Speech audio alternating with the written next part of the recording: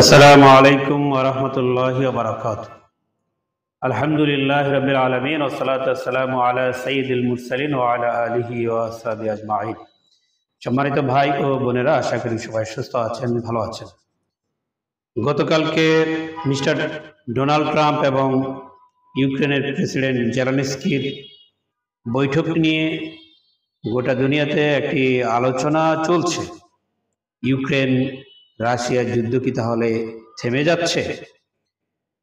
আমরা দেখেছি যে গতকালকে প্রথমত মিস্টার ট্রাম্প এবং জেলেনস্কির দ্বিপাক্ষিক একটি বৈঠক হয়েছে এবং এর পরপর গোটা ইউরোপের নেতাদেরকে সাথে নিয়ে জেলেনস্কি এবং ট্রাম্পের যৌথ বৈঠক হয়েছে এবং এই বৈঠকের মাঝখানে আবার মিস্টার ট্রাম্প রাশিয়ার প্রেসিডেন্ট পুতিনকে ফোন করেছেন এবং মাঝখানে সেই সময়টি একেবারে কম ছিল না, 40 মিনিটের সময় ছিল।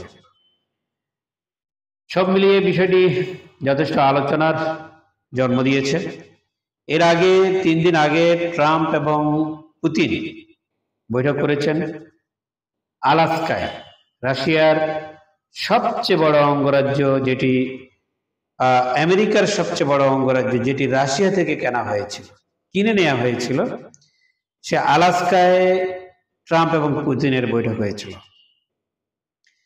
এবং সেখানে বিভিন্ন রকমের বিশ্লেষণ এসেছে যে আসলে ট্রাম্প তেমন কিছু অর্জন করতে পারেননি বা পুতিন এখানে চাল দিয়েছেন। আসলে বিষয়গুলো একটু আমাদের বোঝা দরকার। মূল বিষয় হচ্ছে, আমরা আগেও বলেছি, ইউক্রেনের যে যুদ্ধ এবং 2014 সালে ক্রাইমিয়া দখল করা রাশিয়া ইউক্রেনের ক্রিমিয়া দখল করেছে এবং সেখানেও আমেরিকার যথেষ্ট ইঙ্গিত ছিল এবং আমরা বলেছি যে ইউক্রেনকে আক্রমণ করা রাশিয়ার, এক্ষেত্রে আমেরিকার ভূমিকা অথবা আমেরিকার সম্মতি প্রকাশ্যে আমরা দেখছি যে প্রচুর সংঘাত এবং রাশিয়ার বিরুদ্ধে অ্যাকশন, বাণিজ্যিক অ্যাকশন, অনেক কিছু হয়েছে। কিন্তু আমরা তখনও বলেছি যে ইউরোপকে পদানত করা, ইউরোপের ডানা ভেঙে দেয়া, এটি ছিল আমেরিকার উদ্দেশ্য। ইউরোকে নিয়ে স্বপ্ন দেখেছিল এবং ডলারকে দমিয়ে ইউরো মার্কেটে আসবে, ইউরো নেতৃত্ব দিবে, এই স্বপ্নটি আমেরিকার ভেঙে দেওয়া প্রয়োজন ছিল এবং যথারীতি রাশিয়া আমেরিকাকে সেই সাহায্যটি করেছে।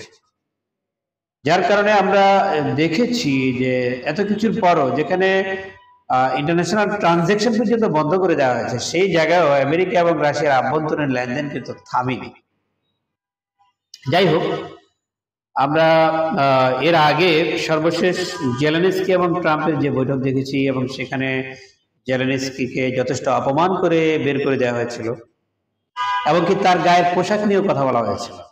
এবার আমরা দেখলাম যে তিনি যথারীতি তার পোশাক চেঞ্জ করে আসছেন, স্যুট পরে আসছেন এবং 10 সেকেন্ডে তিনি 4 বার ধন্যবাদ দিয়েছেন ট্রাম্পকে এবং সব ইউরোপীয় নেতারা সঙ্গে ছিলেন। ইউরোপ শেষ পর্যন্ত তার নতি স্বীকার করেছে। পরোক্ষভাবে তারা যে চেষ্টাই করুক না কেন, বাহ্যিকভাবে আমেরিকার কাছে তারা নতি স্বীকার করেছে এবং সেটার প্রচ্ছন্ন ইঙ্গিত আমরা এই বৈঠকে পেয়েছি। ইউক্রেন নিরাপত্তা গ্যারান্টি চেয়েছে।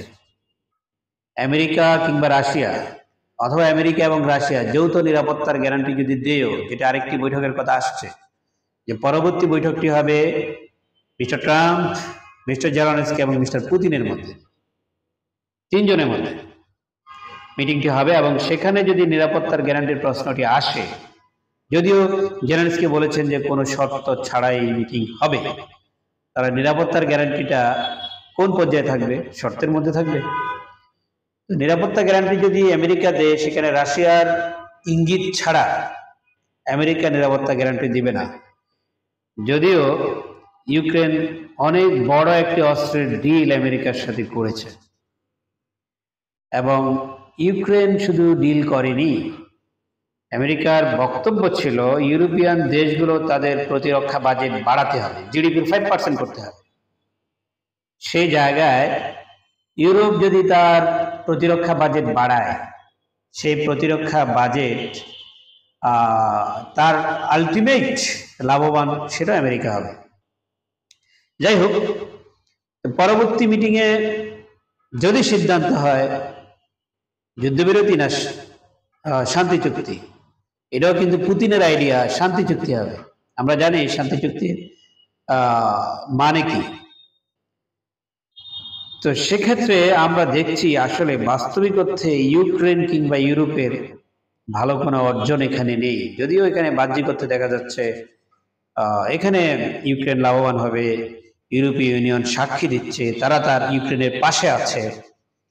বাস্তবিক অর্থে এখানে আমেরিকা এবং রাশিয়ায় লাভবান হবে, হচ্ছে, এবং যথারীতি আমেরিকার ফোকাস পয়েন্ট রাশিয়ার দিক থেকে সরে চায়নার উপর খুব ভালোভাবে নিবদ্ধ হবে।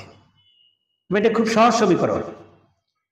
রাশিয়ার উপর থেকে ফোকাসটা সরে গিয়ে চায়নার উপর ভালোভাবে নিবদ্ধ হবে এবং চায়না এটি জানে, এবং যার কারণে ভারত ইতিমধ্যে নিজেরও অবস্থা একটু শোচনীয়। দুই বৃহৎ জনশক্তির দেশ ভারত এবং চীন এই কারণে কাছাকাছি চলে এসছে। আমরা দেখছি ইতিমধ্যে চায়নার পররাষ্ট্রমন্ত্রী ভারত সফরে গিয়েছে, ভারতের প্রধানমন্ত্রী মোদী সাহেব চীন সফরে যাবেন, চীনের প্রেসিডেন্টের সাথে দ্বিপাক্ষিক বৈঠক করবেন। শত্রুর শত্রু বন্ধু, দুই বৈরী দেশ এই সূত্রতে গিয়ে একাকার হয়ে যাচ্ছে। হয়তো একাকার হবে না, কিন্তু ব্যবসায়িক স্বার্থটা তারা এভাবে কষিয়ে নেওয়ার চেষ্টা করবে। যদিও 2020 সালে চীন ও ইন্ডিয়ান বর্ডার সংঘাতে সরাসরি ফ্লাইট এবং ভিসা বন্ধ হয়ে গিয়েছে দুই দেশের মধ্যে, তারা এখন কাছাকাছি আসছে। দুই দেশই তাদের ভবিষ্যৎ সম্পর্কে খুব দ্রুত তারা অনুধাবন করেছেন এবং সে অনুযায়ী তারা পদক্ষেপে এগিয়ে যাচ্ছেন। আন্তর্জাতিক রাজনীতিতে আমরা নতুন সমীকরণ দেখছি এবং খুব সহসা আমরা দেখব হয়তো চীন সাগরে উত্তেজনা বৃদ্ধি পেয়েছে, ভারত মহাসাগরে উত্তেজনা বৃদ্ধি পেয়েছে। আপাতত হয়তো ইউক্রেন যুদ্ধ যদি আপাতত থেমে যায়, ইউরোপও 2 বছরের জন্য কিছুটা অতিরিক্ত খরচ করার মধ্য দিয়ে তারা কিছুটা স্বস্তি খুঁজবে। কিন্তু নিশ্চিত থাকুন, নতুন করে এর মধ্যে ছক তৈরি হবে, সেটা ইউক্রেনের বাইরে আর কোন জায়গায় কোন দেশের মাধ্যমে নতুন করে আঘাত শুরু হতে পারে, হয়তো 2 বছর পরে। ততদিনে আমেরিকা তার পরাশক্তির ছক কষার জায়গায় যদি অবস্থান ধরে রাখতে পারে আর কি। যাই হোক, আমরা আন্তর্জাতিক রাজনীতির এই সমীকরণগুলো দেখছি সবসময় একটু ব্যালেন্সহীন থাকে। এই ব্যালেন্সহীন সমীকরণকে মেলানোর চেষ্টা সব বিশ্লেষকই করে যাচ্ছেন, আমরা তার দিকে নজর রাখছি। আল্লাহ আমাদেরকে এর মধ্য দিয়ে আমাদের নিজেদের দেশ নিয়ে ভাবার সুযোগ করে দিন।